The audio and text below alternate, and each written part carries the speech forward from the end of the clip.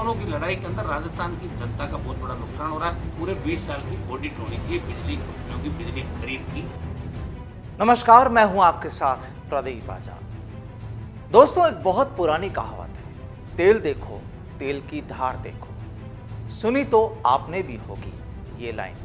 और आज इसी तेल की धार यानी पेट्रोल डीजल की कीमतों ने लोगों की जेब में आग लगा दी है। लोगों की नजरें सरकार पर होती है, अपनी भी और दूर बैठी सरकार पर भी।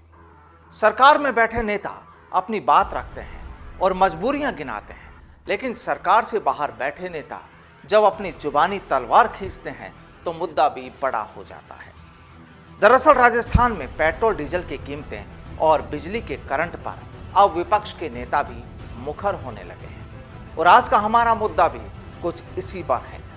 और आज हम आपको बताएंगे कि आखिर नागौर सांसद और तेज तर्रार नेता हनुमान बेनीवाल अपनी जुबानी गदा का वार किस तरह से करते हैं सरकार पर। आखिर सवाल तो बनता ही है।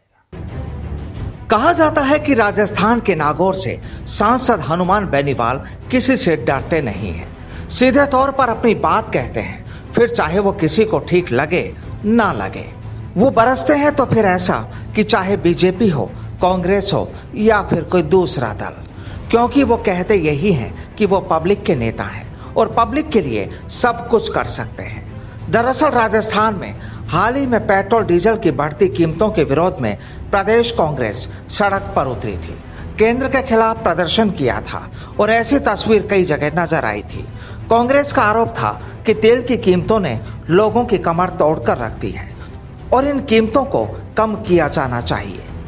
अब जब कांग्रेस ने यह मुद्दा उठाया तो पब्लिक का सवाल भी था कि आखिर जो अधिकार गहलोत सरकार के पास है तो वो उन अधिकारों के तहत ही टैक्स वगैरह में कुछ कमी कर दे ताकि कुछ राहत तो मिले। और अब इसी मामले को लेकर सांसद हनुमान बेनीवाल ने भी गहलोत सरकार को आड़े हाथ ले लिया है।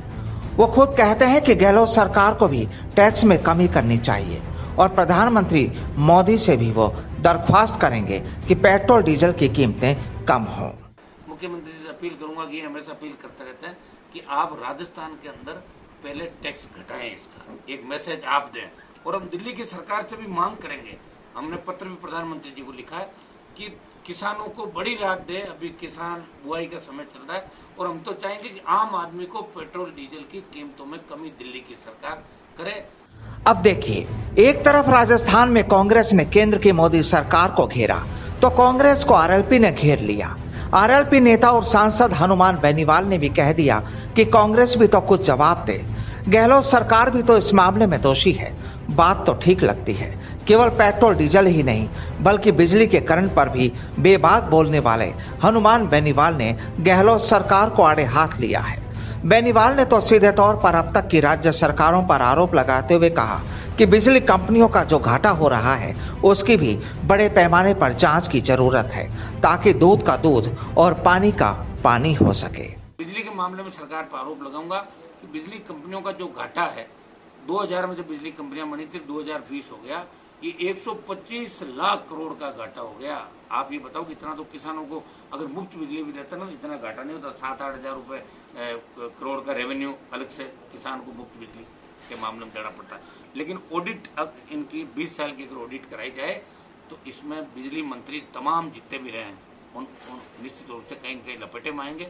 जितने भी CMD रहे और जितने भी चेयरमैन MD रहे, इसकी पूरे 20 साल की ऑडिट होनी चाहिए। बिजली कंपनियों की बिजली खरीद की ऑडिट राजस्थान की सरकार को करनी चाहिए। खाली किसान को चोर बताना इनको आता है, घोटाले घपले कहाँ हैं ये तो ऑडिट के अंदर ही सामने आ सकता है। अब पेट्रोल डीजल की कीमतें या फिर बिजली कंपनियों के घाटे की ही बात नहीं बल्कि बेनीवाल ने तो गहलोत सरकार को अपराध के मामले में भी कटघरे में खड़ा कर दिया, घटनाएं भी गिनाई और सवाल भी खड़े किए, यानी अपने विपक्ष का पूरा फर्ज निभाया। अपराध के मामले के अंदर राजस्थान किस कदर आगे बढ़ गया आप बताओ। पूर्व मंत्री और विधायक भरोसीलाल जाटव पे किस तरह गन तान दी जाती है, फायर किए जाते हैं, मिस फायर हो जाता है। इधर आपके पाली के अंदर देखो भीमराज जी को नरेगा के ऊपर जाके मेरे ऊपर खुद पे हमला हुआ, कैलाश चौधरी मंत्री पे हमला हुआ। 1 दर्जन विधायकों पे सांसदों पे राजस्थान के अंदर हमले होते हैं। अब आरोपों की लंबी फहरिस्त और सरकार को कटघरे में खड़ा करना यूं तो कोई नई बात नहीं, लेकिन साहब पब्लिक तो समाधान चाहती है, फिर चाहे वो कोई भी करे। बस जनता जिसे कुर्सी देती है तो फिर उससे उम्मीदें भी कुछ ज्यादा ही हो जाती है। वाकई जब उम्मीदों का पिटारा खुलता है तो कई परेशानियां सामने आती हैं, और परेशानियां इसलिए कि जनता की वो उम्मीदें पूरी हो नहीं पाती। हैरानी की बात देखिए, किसी भी कमी को कोई सरकार या फिर कोई नेता अपने ऊपर नहीं लेता। हाँ, इल्जामों का दौर जरूर रहता है। नमस्कार।